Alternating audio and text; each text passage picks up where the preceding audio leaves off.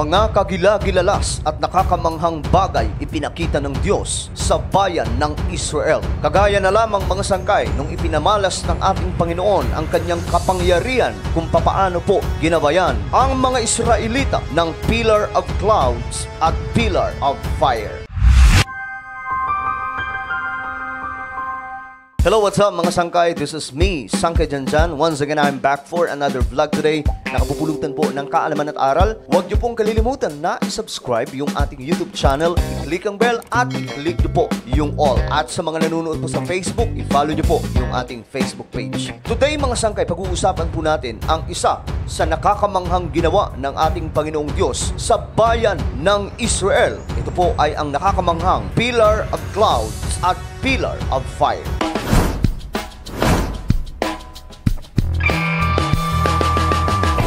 Lahi ng mga Israelita o mga Hudyo sa panahon po natin ngayon mga sangkay, sila po ang nakaranas ng mga matitinding kababalaghan noong unang panahon sa panahon ng kanilang mga ninuno na nakasulat po sa Biblia ang mga naranasan ng mga naunang taong Israelita. Mababasa po natin sa Biblia mga sangkay kung papaano ng ating Panginoong Diyos ipinakita ang kanyang pagmamahal sa lahing nagmula kay Abraham, Isaac, and Jacob. Ang bayang ito mga sangkay ay ang pangako ng Diyos kay Abraham. Bagamat nagkasala ang Israel mga sangkay, hanggang ngayon ipinapakita pa rin po ng ating Panginoon ang pagmamahal ng Diyos para po sa bayan na ito. Kagaya na lamang po mga sangkay ng nagaganap na digmaan na sa kabila mga sangkay ng pagkasarado ng kanilang puso't isipan sa ating Panginoong Hesus, makikita po natin ang gabay ng Diyos sapagkat na ipapanalo po nila ang mga digmaan kagaya po nung unang panahon. Sa Biblia mga sangkay, naitala po ang impormasyon tungkol po sa nakakamangha at nakakakilabot na ginawa ng Diyos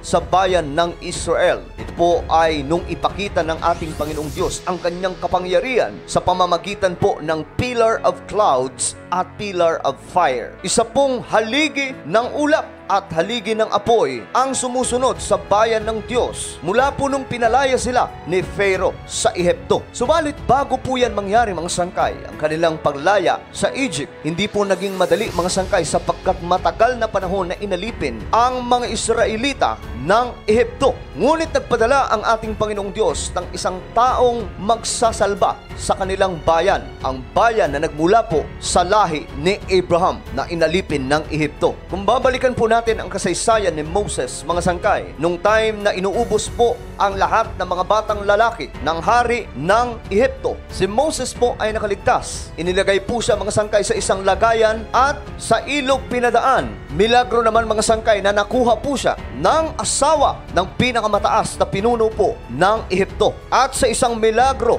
mga sangkay, na isalba ang isang batang lalaki mula po sa Israelita. Lumaki po si Moses sa karangyaan dahil nga po ang nagpalaki sa kanya mga sangkay ay ang mataas na opisyal ng Ehipto. Ngunit sa pagtagal ng panahon mga sangkay, dahan-dahan pong nakilala ni Moses ang totoong identity at dugo mga sangkay na nananalaytay sa kanyang pagkatao. Siya po ay isang Israelita. Dito na mga sangkay nag-umpisa ang pagkatawag sa kanya ng ating Panginoong Diyos. Tinawag si Moses ng Panginoong Diyos para iligtas ang lahi ni Abraham na nasa sadlak sa pagkaalipin ng Ehipto sa mahabang panahon. Nagpadala ang Diyos ng iba't ibang klaseng salot mga sangkay sa bansang Egypt. Mga nakakakilabot na salot mga sangkay na hindi mo aakalaing mangyayari ito sa bayan ng Ehipto. Ngunit nagmatigas pa rin po si Pharaoh. Dito na po ginawa ng Diyos ang pinakamasakit na pangyayari. Isang salot ang ipinadala ng Diyos sa Egypt mga sangkay. At dahil dito mga sangkay, namatay ang lahat ng mga panganay na lalaki mula po sa Ehipto, maliban po sa mga lahi ng Israel na napunasan po ang pintuan ng dugo. Kasama po sa mga namatay mga sangkay ay ang anak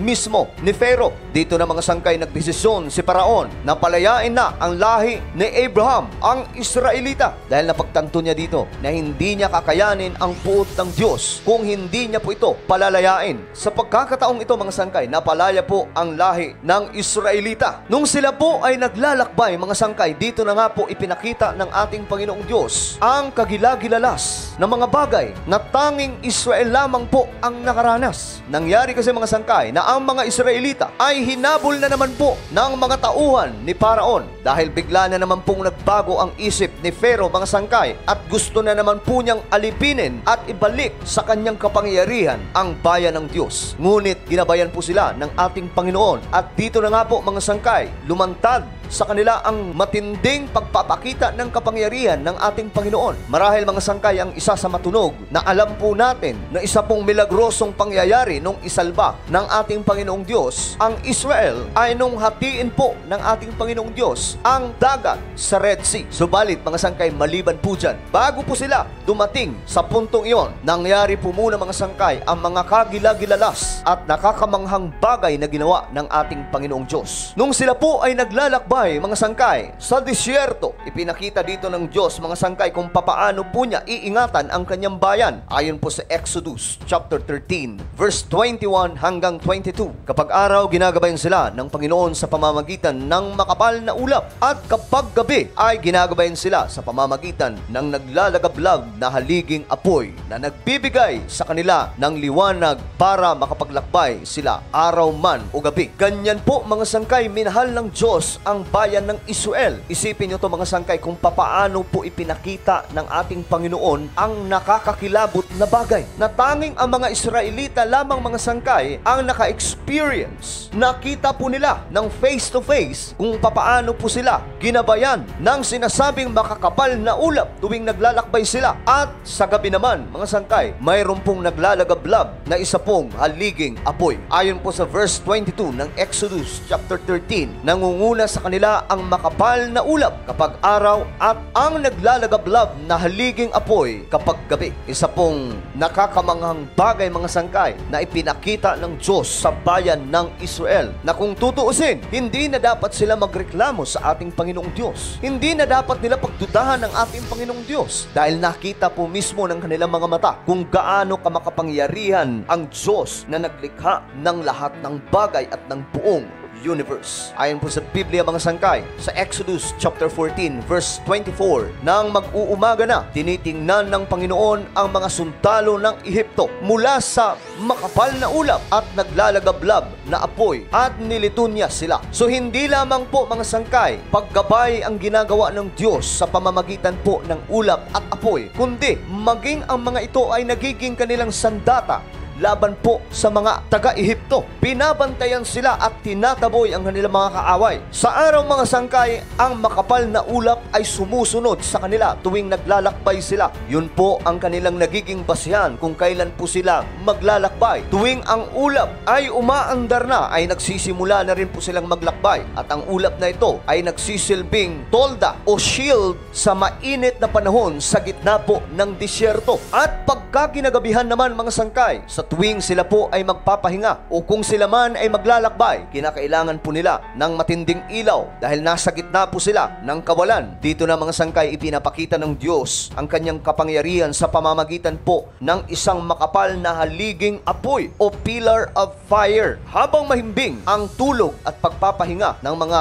Israelita, ang pillar of fire ang kanilang sandata at gumagabay sa kanila. Ito po ay higante at haliging apoy na nagmamanman mga sangkay sa paligid ng bayan ng Diyos. Isa sa pangyayari sa mga taga-Israelita mga sangkay, sa Exodus chapter 14 verse 19 hanggang 21, sinabi po dito, ang anghel ng Diyos na pumapatnubay sa paglalakbay ng mga Israelita ay nagpahuli sa kanila. Gayon din ang haliging ulap. Ang ulap ay lumagay sa pagitan ng mga Israelita at ng mga Ehipsyo. Madilim sa panig ng mga Ehipsyo, maliwanag naman sa mga Israelita. Dumating ang gabi at ang mga Ehipsyo ay hindi makalapit sa mga Israelita. Ito po yung time, mga sangkay, nalalapit na po sila sa Red Sea. Bago po hatiin ng ating Panginoong Diyos ang dagat, naganap muna ang pagpapakita ng Diyos ng kanyang kapangyarihan sa pamamagitan po ng pillar of clouds at pillar of fire. Dahil po sa mga ito, hindi po makalapit, mga sangkay, ang mga taga-Ehipto. Ang mga sundalo ni Pharaoh, mga sangkay, ay palagi pong napipigilan ng pillar of clouds at pillar of fire. Kung kaya't, mga sangkay, ang nakakakilabot na pangyayari sa buhay ng mga naunang Israelita ay hindi na po malilimutan magpahanggang ngayon. Ayon nga po sa Numbers chapter 14